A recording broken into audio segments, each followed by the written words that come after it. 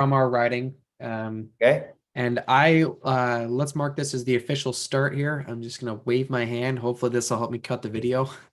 And I'll begin by saying that I am right now broadcasting from the traditional territory of the Snuneymuxw First Nation, and it's a timed answers interview. For everybody who's watching on YouTube, if you've watched the other ones, you're familiar with this format. We'll ask a question. I'll give Simon a length of time to answer. Vic's going to pop up, flash a card, and show him. You won't see this, but show him how much time he's got left. And we are going to start by asking. There's an example that Simon can see, and then when we're done asking some pre-selected questions that we've got as an EDA, we have to ask the same 6 questions to all the candidates. We are going to open it up to audience questions. Feel free to drop your questions in while we're asking the pre-selected questions. We will get to the questions in the order that they're asked. So and don't worry about asking a bunch. If there's a whole bunch, I'll just declare lightning round, and Simon will have a minute to answer each question, no matter how complicated they are. So you'll be put in the hot seat, put through your paces. We'll see what happens. Sometimes it's a lot of questions, sometimes it's not as many. Yeah, and in the chat, you will notice that there are 2 other folks with little wrenches beside their names if they introduce themselves. That's Neil and Vic, and they're just moderating. We haven't had a problem yet, but if you are being a dingbat, you're going to get silenced. And if you are repeatedly being that way, you are going to get booted from the thing. But no one's been mean so far, so this should work out just fine. Okay. And having said that, I'm going to click record on the Zoom here just as a backup, just in case something happens to the YouTube recording that's happening. And that's all the housekeeping. Simon, why don't you introduce yourself? Explain to the lovely folks why you are running to be leader. What brought you to this point in your life? Yeah, so I'm almost 50 years old. I studied political science almost a quarter of a century ago, and been teaching French as a second language, been doing politics, did some municipal politics. I was on the school board for 7 years also, like implicated in my community. For almost 8 years now, I'm a public servant at the Defense Department. I'm in charge of like a bunch of teachers who are teaching French to superior officers. And so I'm like, for my kids, for my grandchildren that may one day will come, I think it's very important to get involved in politics and to make sure that we are bringing our economy and our way of living in the right direction. Now, like science is pretty clear that we are not. We are just like exploiting and taking all the resources of the planet and without thinking about what's going to happen in, I don't know, 50, 30. And now it's like we see what's happening with just here in Ottawa and the region of Ottawa and Gatineau, and we had 3 tornadoes in the last 3 years. Tornadoes, like real tornadoes. They destroyed like buildings, house. There's a school they didn't even finish rebuilding from 2018's tornado. Jesus, I didn't even know that tornadoes could happen out there. Yeah, that's Me crazy. neither. It never happened when I was a kid, and now it's like something that's happening like almost every years. Yeah. So I think we need to realize that we're not on the right path here and that we need to do something. And the Green Party is, I think, is the right party to do that. So now we have to put everything straight, bring some good leadership and work together and make sure that we focus on what's important, climate change and the 6 principles of the green, the global Greens and the Green Party of Canada. Couldn't agree more. Right on. Okay, so just waiting on Neil here to give me the first question. There it is. So this is a question about getting the public engaged on climate change. How do we actually get them to do that? So according to a recent Ipsos poll, only 34% of Canadians are concerned about climate change uh, are, I think it was very concerned to extremely concerned was the category.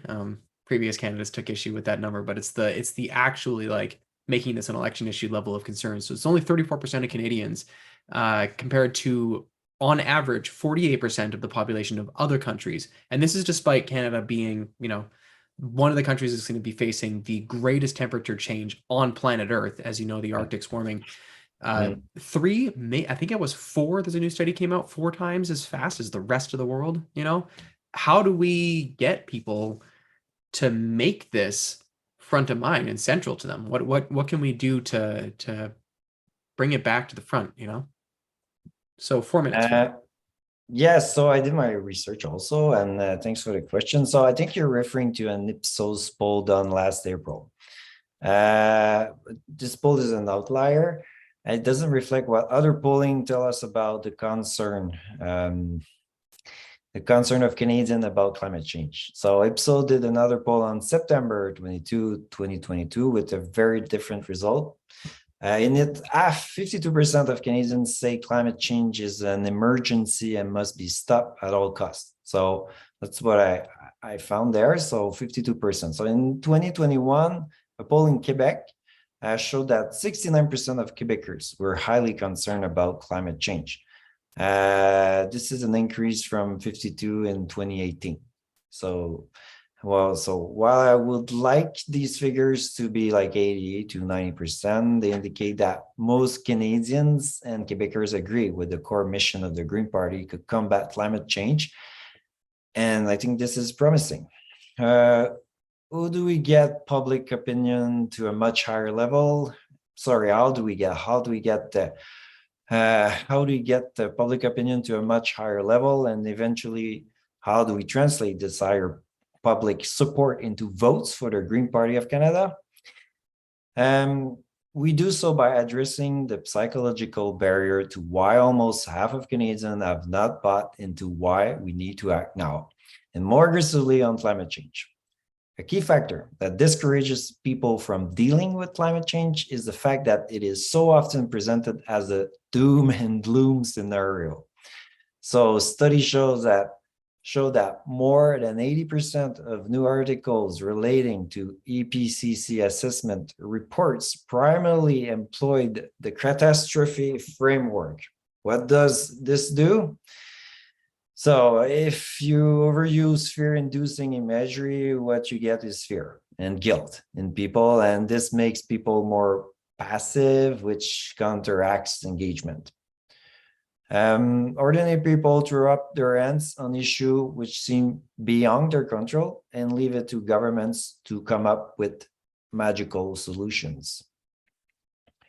A second important factor is dissonance. Dissonance is the inner discomfort when one feels like a hypocrite, when one's knowledge of climate change is not matched by his or her action to stop it. We know that our fossil energy use contribute to global warming, yet we continue to drive, fly, eat beef, or heat with fossil fuel, and dissonance sets in. One strategy to deal with this might be to say, well, I don't personally emit that much carbon. It's the Chinese, the corporation, or somebody else who does that. It's my neighbor with the big SUV or my friend who flies more than I do. So another strategy is to doubt. So we say, that is really not certain that CO2 causes global warming. If I can believe the doubter, then my dissonance goes away. I don't need to feel bad about myself. A third factor is a full-out denial, where we negate, ignore, or otherwise avoid acknowledging the unsettling facts about climate change. Psychological denial is a process that we all have and use. It is a way that we defend ourselves. It is human nature. So four, there is our sense of identity. Each of us has a sense of self that is based on certain values. I'm already on my time's up, so I will just say that all those factors like contribute to make us not see the reality and make us not take the right habit and change and go in the right direction. You sound like you have read What We Think About When We Try Not to Think About Climate Change by Per Espen Stoknes, by about global warming, it's called. Have you heard of that book? Yes, I did heard about it. He does a deep dive into all of those factors, and is it's been for a while considered sort of like the gold standard on how to communicate on this. So I really actually Yeah. appreciate that you have gone and looked at the research that says what kind of messaging works on this, and what we Mhm. need to do. So yeah, make it about identity, make it near, make it something that we can have an effect on, and not just be, yeah, it's Catherine Hayhoe. So for everybody who's listening, she's a, climate psychologist, so a climate psychology researcher basically, and she has said this over and over and over again. If you want to get people to act on things that are terrible, you need 2 doses of hope for every dose of despair. And you just made clear, Simon, that we're getting the opposite right now. Yeah, exactly. Yeah.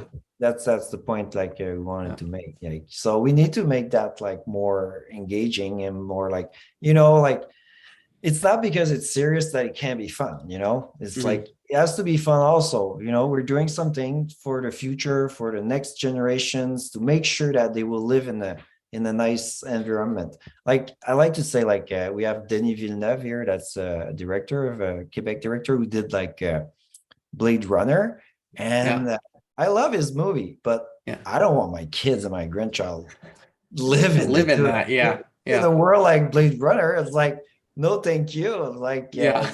you need to act. That's the future. It's a Like, cautionary tale, right? yeah, that's what we Yeah. want to give them. It's like Yeah.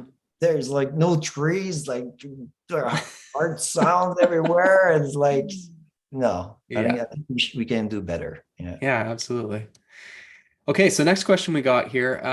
This is, in my opinion, the most important question that we can ask.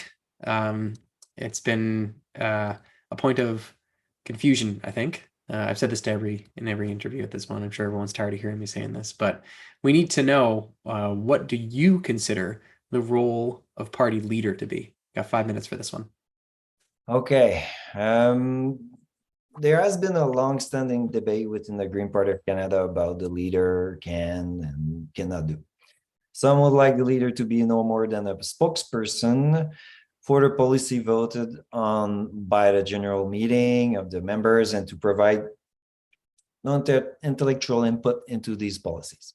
Others have pushed for the leader to take a much more active role in defining policy option for areas not already covered by members' voted policies.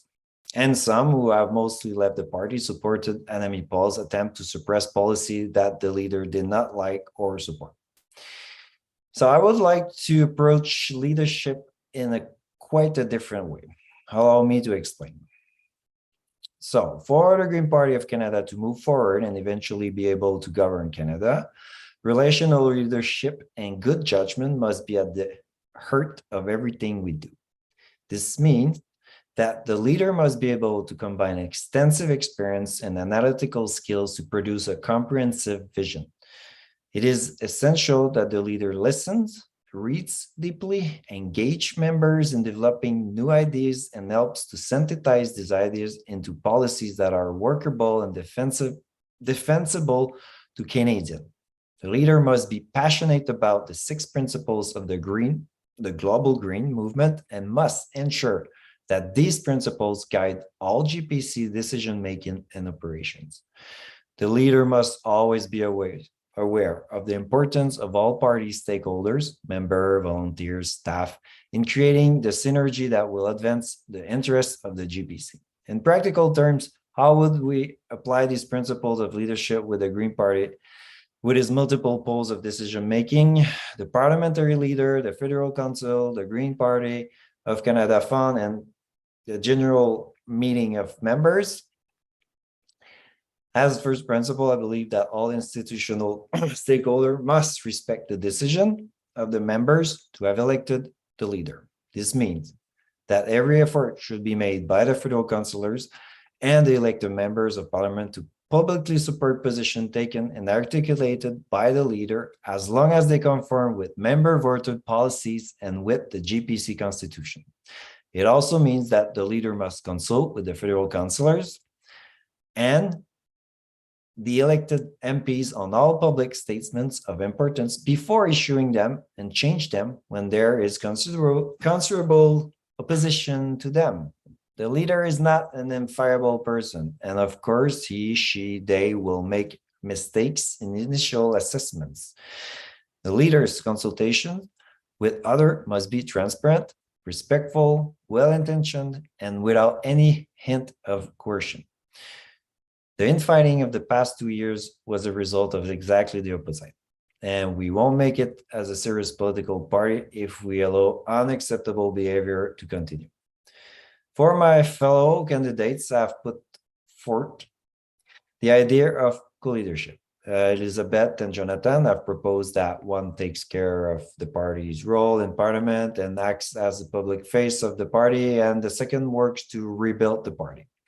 And then Chad have proposed more of a file-by-file division of responsibility and don't agree with either approach. I don't agree with either approach. The first strikes me as the celebrity office manager relationship, and the second as diluting the vital relationship between the leader and the larger team of federal councillors, MPs, the GPC fund, and the shadow cabinet. I believe that no exercise responsibility. You need clear lines of responsibility and the ability to make your own decision to defend it to the membership. Diluted decision-making will not move the Green Party forward. Well thought out decision made in broad consultation of all stakeholders will. So we suffered a huge loss in the last election. What are the most important steps to rebuild our membership? That's your next question. So so that was my point, what I prepared for you guys. Okay. Thanks. Yeah. No coercion is I think at a pretty base level of importance for us. And respect amongst all the folks. Yeah, we'll move on to the next one here. So, which you started to answer, but the question is, we suffered a huge loss in the last election. It was the worst performance that we've had in 20 years. It was terrible. We were all heartbroken. We're still heartbroken. What are the most important steps to rebuild the membership, gain public support and trust, and get the public, to stop thinking of us as a mess? What and I'd love to hear, because I didn't really I should have put a finer point on this for the other candidates, but I'd love to hear a bit like decisions about where you think funding should go and stuff too, because really there are some departments in the party that I'm not going to name them, in my opinion, are the backbone of building the party, and they have just not had anything put towards them. I understand the party's in a mess financially right now, but decisions still have to get made, and I feel that a lot of them are the wrong decision to make. So 6 minutes for this one. How do we gain the support? What do we do? What can I say to what you just add there? It's like every party with like a transition of leadership has like a financial problem. It's like it's everywhere. We saw the liberal after Paul Martin and like the scandal that happened, everything. They fell down like to a couple of MPs, and they couldn't find themselves. And the same thing happened like the conservatives are very good with the money that's coming in. We have to give them that, but it's always like a transition of leadership. You will see like the fund that will go down. So I would say, like, to answer the question first, before rebuilding the party, we must be crystal clear about how we want the Green Party to be seen by Canadians. So do we really want the party to be seen as a party of perpetual infighting, which dances around the fringe of society? Or do we want the Green Party to be a political voice of Canada environmental movement? So personally, that's what I want. So the primary reason I'm running for the leadership of the party is that I believe we should do the latter. In my view, an outreach and dialogue with all Canadians concerned about climate change must be ongoing and robust. Recognizing that the centralization of wealth and power contributes to social and economic injustice and environmental destruction, we must develop decentralized and participatory system to encourage individuals to control the decisions that affect their own lives. A society that is not socially and economically just cannot be sustainable. So that's very important.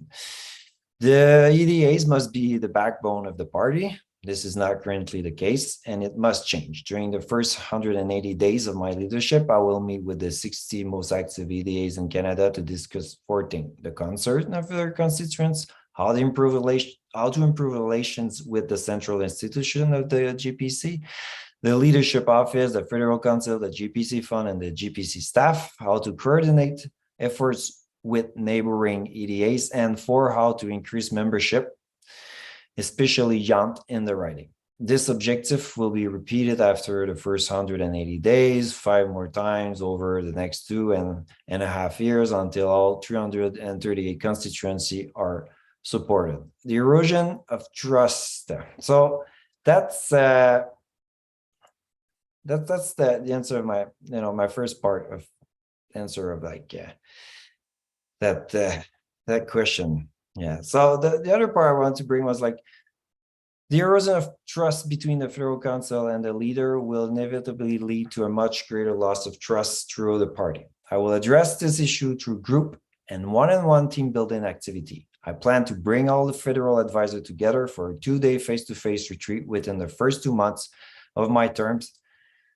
This retreat will allow for a safe hearing of past grievances, identification of obstacles to greater cohesion, sharing of views on what is needed and achievable over the next 2 years at the organizational level, and building consensus around a common vision for revitalizing and developing the party. The GPC is now operating with the goodwill and dedication of a small army of volunteers.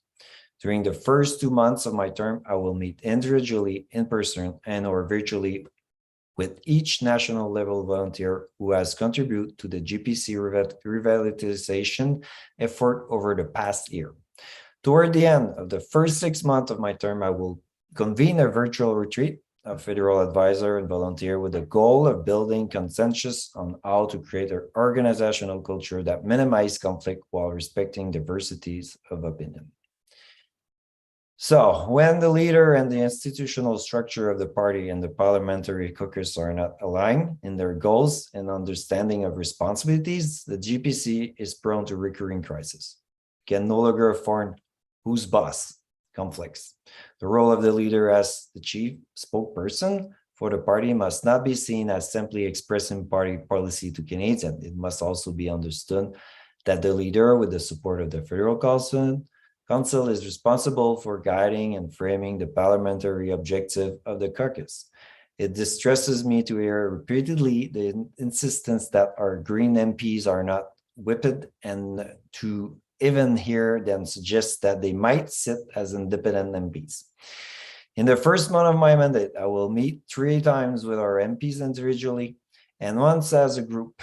The purpose of this meeting will be 1, to highlight past tension and dysfunction related to the relationship and interaction between the caucus and the leader. 2, to brainstorm on how to put in place strong working guidelines to avoid future tension and increase cohesion. And 3, to reach consensus on the development of a proposed way forward for review, consideration, and approval by Federal Council. I don't expect this discussion with the caucus to be all milk and honey. And yes, they will require adhering to more party discipline. However, without a cohesive collaborative relationship between the leader and the caucus, conflicts will inevitably reemerge, and this will prevent member vote policy from being voiced in Parliament and publicly by our MPs to Canadians. So that is my plan. Okay. Gotcha. Getting everybody on the same page. Yeah, I think it's very important, huh? it's like we need to talk, you need to discuss, we need to find solution, we need to understand each other, and then after we go forward and make sure we talk about the right thing, like climate change and like the six principles. Social justice is so important right now. There's so many things that needs to be done. We're still measuring like our wealth with the gross domestic products. Like, what is that? Yeah. It's funny. I think every single candidate so far has mentioned that. Oh yeah, I've always said it's like a car crash is good for the GDP. It's like, why are we using that to measure well-being? That's crazy. that's like Or the wealth of a country. the end. Yeah, it's like, oh, we're doing well, or gross domestic like it's all growing. It's like, oh yeah, we're just like bigger cancer. Like, it doesn't make any Yeah. sense. I appreciate that framing too. We got a short one here, just Okay. about whether you'd be willing to relocate. So, as you know, Paul Manley got in because that's not the only reason, obviously, but like we ran in a by-election. It is our best chance to get more people elected because, like it or not, the whole strategic vote argument is sticky with people. So if a by-election were to be called away from your home riding, would you be willing to relocate there if we had a chance of winning? Unless it's like an all blue forever kind of place. And follow-up question to that: would you be willing to relocate in a general election to a riding that is more winnable than yours? Because I mean, we can't kid ourselves and say that every riding is winnable, right? Yeah, we can't Few compare minutes. like we did like good in 2019 here. We're at 7%, but it's not comparable to Nanaimo. And yes, I would be able to move anywhere.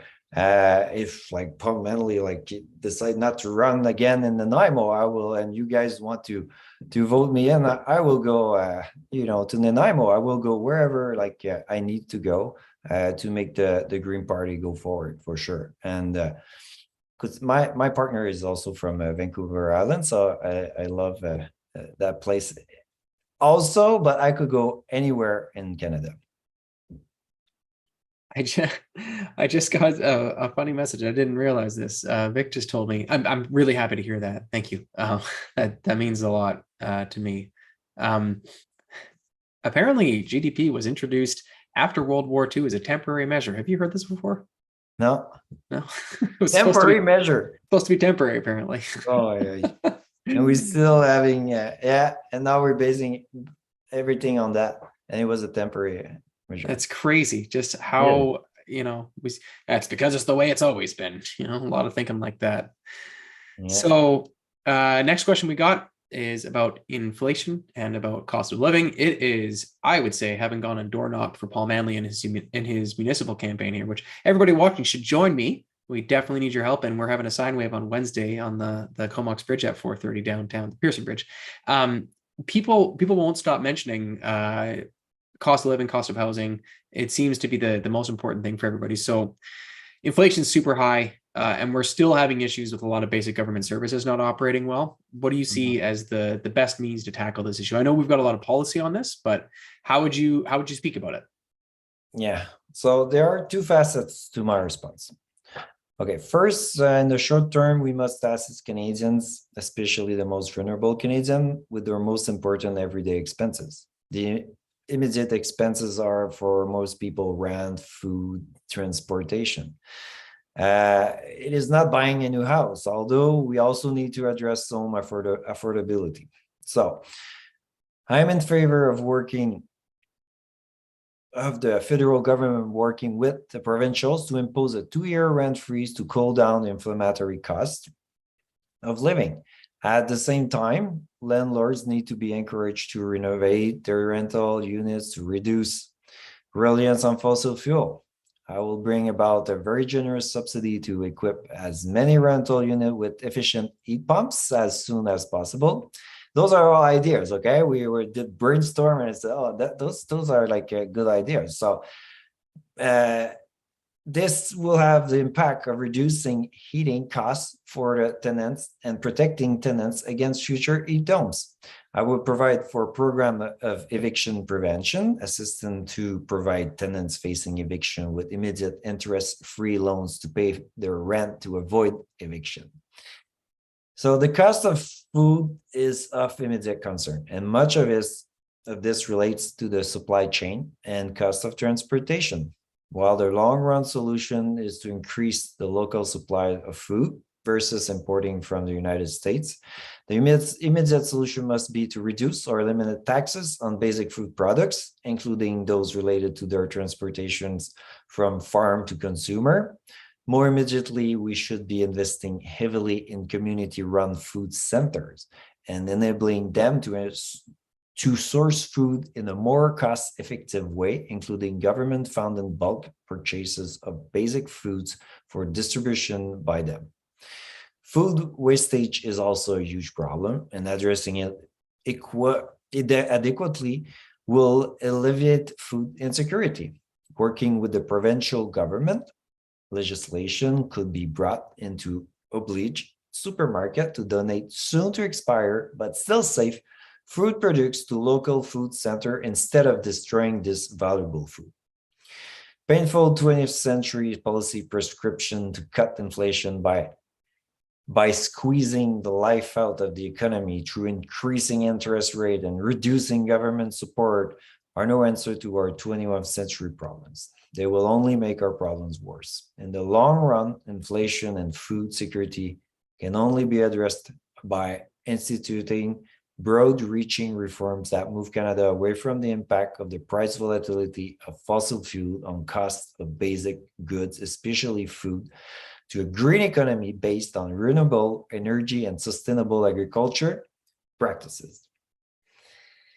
So that's my answer regarding the inflation and the situation that we are living right now. I think it's it's a complex situation with the COVID that just arrived and in part created that. But on the other hand, when we see those big corp fossil fuel producer who's still making billions in profit, you're like, there's something that doesn't work here. Everybody's struggling, but those guys are making billions and even more than before. That's there's maybe, I don't know the math regarding that, but that represents maybe 1-2% of the inflation. And then if you look at those big corp around who are making more money when everybody's struggling, that's a problem. And that's needs to be addressed. It's unjust. It's not okay, man. Really, it's no. Really, people are having less asset, less money in their pocket, but on the other hand, you have those big corporations who just make more profit. I don't, and the government doesn't do anything. It's you can't do anything. You have to do something. You have to frame that. You have to address that. You have to, make them realize that if they don't act properly, but there will be something, and they will think twice before just raising the price, because they can do it, So they can take their bonus at the end of the year or more stock option and make more money. And it's it's kind of just a game for people with that amount of money is how I understand corporate it. Greed needs to be addressed, doesn't make any sense. Should be taxed out of existence. Yeah. I saw in your first notes been talking a lot about this windfall tax. I'm sure you've seen, but it's a thing that's happened, and there's some countries around the world that are actually starting to implement it or in the process of getting the pieces together to put forward the correct policy to implement it. A lot of European countries she was mentioning that I saw, but a lot of countries around the world, because this is a worldwide problem with the windfall, these huge profits that these companies have been getting despite everybody else's lives getting harder. And it's it just makes sense, man. It's if you want to reduce inflation, you got to reduce the amount of money that's in the economy, and one way to do that is to take it away from those companies that have just got billions because they were there in the first place. It's terrible. Yeah, exactly. But also if you put the gas to a normal price, then you decrease the inflation, like for sure. Well, we're gonna see the effect. Like now, it went down like 50% in the last month, so we'll see the effect of that, and it will be important because gas is a very Mm, important like expense in the budget. mm. So it's like until we get into a green economy, that's the paradox we were talking Yeah. at the beginning. You know, Yeah, like yeah, we totally. need to move forward. We need to go like more with the hydroelectricities. Like Mm, there's no like magical solution, okay? mm, But solar panel, like wind force, like we need to use the alternative like source of energy for sure, and that's where we need to go. But right now, like the lobbying and those big corps, they're just like living in their bubble and they don't want to move forward. They're like, oh, they have their nice like their nice cottage like in the middle of the forest, and they don't live what the people are living in the city or in yeah, the, yeah, yeah, in like in the rural place where it's like they're living in a bubble and they're not yeah. connected to what's really going on. So I Mm, think it's in politics that we need to remind them that they mm. also part of a social like community. Yeah, there's more people than them. Yeah. I appreciate the mention about volatility too. It's really that's a framing that we don't hear or use often enough. I think is that a lot of this is because we're dependent on a fuel that we're getting from other places that's subject to availability. It's like the sun's going to be there for another couple billion years. I think we should probably get more from that. But we should move on to the next one here. It's our last pre-selected question from our EDA here. So it's a simple question. You got 4 minutes to answer it. Do you believe it is moral to use housing as an investment? Yeah, good question. So I thought about that, and so I believe in the principle that housing is a human right. Hmm. So I also recognize that there are many facets to your operationalizing this principle in our current capitalist economy. But what we can do is introduce legislation to limit the role of corporations, to the building of new family homes and initial home sales, and not the buying and selling of existing family homes. So for rental unit, I do not see how we can, in the current capitalism economy, get around the corporate buying and reselling of apartment buildings, as outlawing this will create havoc in the rental market. However, I strongly advocate that the federal and provincial government should step up a program of building mixed income apartment units to apply downward pressure on the rental market. Leaving the rental market entirely to private hands is a huge mistake. I have no problem with individual buying a second home and renting it out for investment income, or an individual investing in the purchase of a primary residence with the hope that the price will increase when they retire and decide to downsize. So that's my position, like right now, like, and I think that's how I think we could really change the reality that we're having right now. That's like not good, and I think the government need to step up, like I said, and we need to build some affordable like housing for people and to create competition. It's never good to leave everything to one side or the other. You can't be just the government or just the private sector. It's like you bring both, and you have a comparison that you're able to create some competition that will allow to keep the price down, and know if like also they're too greedy on the other side, because like there was an example of that like in the municipality. They stopped using the blue collar because it was too expensive, and then they started using private company. But then after a couple of years, they're like, it's getting pretty expensive. Like, so they say to their blue collar, could you just like, do the tender offer and like bring your price? And then the blue collar was like, it was less expensive. So the employee of the municipality were less expensive finally, because the private sector just like collude and like make the price go up like crazy. So we need always those tools to measure and make sure like we're going in the right direction. Sometimes union Union are very good, huh? Don't take me wrong. I'm unionized, and I'm even part of my union. But it's a tool to make sure that everything is balanced and that we respect the workers. It's not a tool to just bring the power into the union and then create like infighting with the patron, the owner side of the patron or the municipality. It's really a tool to balance, and it's always a question of balance. Yeah. So yeah, that's my my answer to the housing. Great. Okay. Yeah, balance is always important.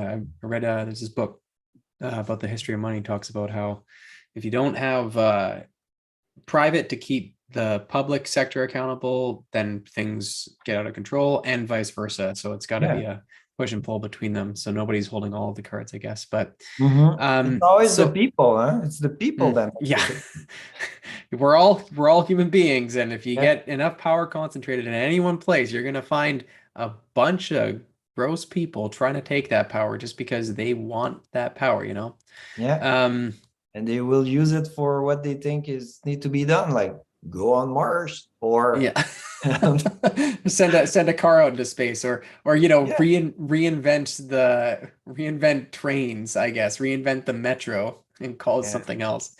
Yeah, But this is go my on favorite Mars, thing I from you. think it's like, okay, like, we can't even manage the planet Earth properly. Like, Yeah, there's so yeah, much to do here. Like, yeah, so yeah, many things to do. Yep. yeah, yeah. I think there are arguments for and against it, but I mean, if we're going to be dumping a bunch of money into stuff like that, the first and foremost thing is, we No, but let's got manage a properly. lot better good down here, I'm not saying not to go eventually, maybe, but Yeah, yeah, not yeah, managing things properly here. It's like, yeah. you It's a know, mess. It's a mess. bang. We're in really bad shape. It's And the planet is just like you're shaking everything, to say, yeah, it's like let's make life harder for them, and I'll find planets is looking for a balance yeah, where it's yeah. yeah, yeah. I'm French, huh? I put her, him on the Yeah, yeah, yeah. No, no, my I partner can tell get me that. that all the time. It's okay.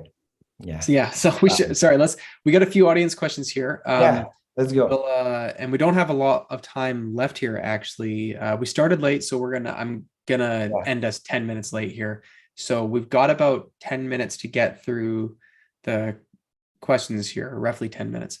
Okay. Um, the somebody was asking for clarification here. So when I asked you the question about what the role of the party leader was, Yeah. she said, lost me in the overwhelm of words. So are you saying that a GPC leader elected by whomever of membership votes then has greater say slash sway slash power than all other entities of the party? No, he will be a spokesperson of the policy of that the members will have voted, and that's very important. He doesn't have more power. He's just a public figure. But on the other hand, he will also make the link between the caucus and the party and make sure like things are going in the same way and we're all working together. But at the end, it's always to bring up front and to communicate the policy that the member have voted, and I will bring my own ideas to the member, to the council, to the general council, and it's like, but at the end it's always to go forward with the policies of the party voted by the members. So I think the piece where she got confused, what you're talking about was about meeting with the caucus and making sure that they're all working together and not having these public disagreements and going to the media over and over again, internal politics and shit. So that makes sense to me. Okay. Yeah, it was in line with what we saw lately, and make sure we all work together. But it's like it's not more important. I see a leader. I see life more like like oh, I only have the word in French in my mind, but like those bernache or like a goose that all fly together. It's not the same one that's in front all the time, and they just change place. So now the leader has the position. That doesn't mean like he's always like the leader. It doesn't work like that. It's a position. We have structure. We respect that, and then we organize things. But in life is organic, and it's like it's in movement. So sometimes it's like somebody take the leads and another one, but Mm. all that needs to be done in respect and with good communication, and know we're going in a direction that we all understand, and and that's what I want to bring. It's like Yeah. not like a dictatorship, like at all. Just It's more, cohesion. I understand what you're saying. yeah. Yeah. Okay. So, hey Neil, how many questions do we have? Sorry. I just want to make sure that we've got enough time here for your closing remarks as we're okay. All right. So, I'll give you this is a bit of a long subject. I'm sure you've Okay. heard this riddle before. If a pond has a lily pad in it, and it's the number of lily pads in a pond is doubling every single day, Yeah. and the pond is full on the 30th day, on what day is the pond half full? Okay. So there's could you repeat it? So there's lily pad in the It's pond. a it's a math question, and Yeah, it's yeah, it's yeah. I it's see that. really Like, I just want to preempt what it's my friend Jim who's asked this, but I want to preempt this by bringing us into the statistical frame of mind here. So there's a pond, it's got lily pads in it. The number of yeah, lily pads in the pond doubles in size every single day. On the yeah. 30th day, the pond is completely full. There's no more room for any more lily pads.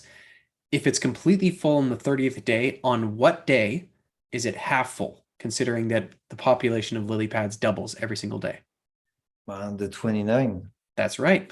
Yeah. So, Okay. so the reason I mentioned that is because this question sort of revolves around that, and it's talking about how we are on the 30th day. Um, Yeah. So I'll just You read the are. text that he wrote here. In 1970, humanity surpassed carrying capacity, the absolute maximum size and impact humanity could have without drawing down the rest of life. I guess taking down the rest of life, maybe he meant. Since then, the population has doubled since 1970, and consumption has quadrupled, such that we have lost 68% of all life. That was the 2020 Living Planet report. I'm not sure if you saw that or not.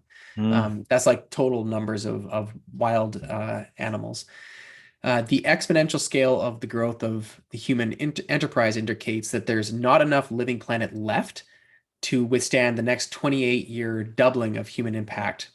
So if you didn't know, our population is on about a 28-year cycle of doubling. Are you willing to publicly confront human overshoot and speak frankly about the need for a reduction in living standards, energy availability, and population, the dire consequences if we do not, and the dire consequences of doing so? I'm not sure what um, the flip sides are there. Are you willing to appeal to sacrifice and responsibility rather than enervating hope that our lives can remain the same? So it kind of flies a little bit in the face of what you and I were discussing earlier about Yeah. good psychology on messaging on this, but it is a hard reality. So It how would you is. speak about this? It is a hard reality, and on my website, I don't know if you eventually want to put it on the chat, or is there a chat? Yeah. No, we will for sure. Tell me. Yeah, okay. So I talk a bit about that, like about like the growth of the population, and my position and all that. Like uh, Canada doubled its population since like the 60s. And if you look at Norway, they increased their population by 15%. And it's like that's a choice. It's a choice we're making. Is it really what we want? I'm not sure we're going in the right direction, saying we need to grow and double the population and like just grow. We're in the same mentality as the GDP there. Like it's like, oh, our GDP is growing, everything's good. It's like it's the same thing. Like we need to grow as a population, and there's some. So like it's a delicate topics, immigration. I'm for like getting in refugee and like also some immigration, but I think we need to think about all that, like the numbers and how much what's the growing that we want for the decades and years that are coming, because it is a question that's very important, and we need to face it. And it's like some country are growing very fast, so we saw that the solution for that is like education. Like we see the country where there's a lot of education, like the growing stop by itself, because like educated countries, like people will have like one or two kids, and sometimes it's not enough to just like maintain the growth of the country. So I think like we need to to share with the world also, like, and not in a paternalistic way, but like make sure countries develop themselves, and that's more foreign policy, or like a development, like a foreign development. But that's very important. I think Canada need to invest more in foreign development to help people, to help countries to develop their education system, and there's like their sustainability, their justice system, the rule of law that's really working, and make sure that like we all understand the reality in this, some basic stuff in a certain way. We all get those parts. Like, you can't just grow forever thinking they won't be any consequences to that. It's like it's like just running and saying I will be able to pass through the wall. That doesn't make any sense. Yeah, you can't argue with physics. Yeah, it's basic science, huh? Yeah, yeah. Mhm. Okay, so we got two questions left here. We got 4 minutes, so we'll do 2 minutes for each question. They're both about agriculture. The first one Okay. is sort of a general question. What is your stance on industrialized agriculture, or industrial agriculture, he wrote? I grew up in the country. I lived with industrial agriculture. Right now, I'm vegetarian. I don't eat red meat, and never no meat. Like, sometime I will eat some cheese and use milk, but I try to get that out also of my regime. I think industrial agriculture is inhuman, and like we don't respect animal in the industrial agriculture, and we need to respect animals. Like there's a way to interact with them, and we can't like just use them, and like let's say take a pork, like in those big industrial like pork factory and house, they don't even see the sun. Like they give, and they pass from the birth to the slaughterhouse, and they don't even see the sun. It's like doesn't make any sense. And now we have a pork in like 8 to 9 months that's ready to be killed. So industrial agriculture need to be rethink. I think we need to re-see everything that we do. That's my point of view. It's like I'm not against all like raising like a beef or all that. There's specific place on the planet where that's where they belongs, and that's where they can grow. And like there's people doing great farming with crops, and I think that but the lack of respect for the animal is a problem. And it's also like if we think that's just one facet of industrial agriculture. We didn't even talk about like all those forests that we're cutting to grow some corns, or to at the end feed the animals. So I think there's a lot of things that has to be rethink regarding industrial agriculture for sure. But we need to help farmers to transit to something else. Yeah. Hmm. Yeah, I think you've actually kind of already answered the next question here, because this next one's actually focused on animal agriculture. So you can take some of this time to talk about the other aspects of industrialized agriculture that aren't animal agriculture if you want in your answer to this one. But animal agriculture is the worst or second worst contributor to every major environmental problem on Earth. Mhm. And currently, the GPC doesn't actually have a clear policy platform on this subject. So, would you be willing, in that absence, to speak plainly about just how, I mean, in my opinion, it's the worst thing that we've ever done environmentally, period, and are continuing to do. It just the scale of it doesn't even, nothing else really compares. So, are you willing to speak about plainly about how colossal of a mistake this is that we're making? Yeah, we need, like I said, we need to rethink all that. We need to see what we're doing. Like the use of pesticide, like all those chemical we're using just to grow all kind of like cereals, like all that need to be rethink. It's like but it's pretty like uh everywhere. Everything is based on those, so it's like something that's huge to move and to transform. But we need to start somewhere, and like it's important to talk about it, and it's important to act also. And I think the Green Party is the party that should act on that, and like to make, make the country think about that. And like, like you have to go forward. And agriculture is like is one of the problem, like you were saying, like of like environmental problem that are very important. It's like we're cutting forests to turn the